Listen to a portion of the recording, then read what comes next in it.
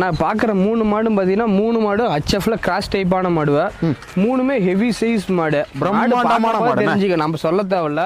உருவம் எந்த அளவு இருக்கும், மாடு வெயிட் ஹைட் எப்படி இருக்கு வீடியோவில் பார்க்கும்போது தெரிஞ்சுக்கலாம். வீடியோவோட நேரில் வந்து பார்த்து இன்னும் பெட்டரா தெரியும் நம்மளை பொறுத்த வரைக்கும். ஹெவி சைஸ்ல டாப் குவாலிட்டியான மாடு. 3 மாடு பார்த்தீங்கன்னா சராசரி 30-25 லிட்டர், நடு சென்டர்ல இருக்கிற மாடு 25 லிட்டர் கரை வரும். சைடு 2 மாடும் பார்த்தீங்கன்னா 30 அசால்ட்டா கறக்கூடிய மாடு. நேரம் 15 லிட்டர் கேன்ல ஒவ்வொரு கேன் ஒப்பிக்கலாம் ஒவ்வொரு மாடும். ஹெவி சைஸ்ல டாப் குவாலிட்டியான கிடையாது.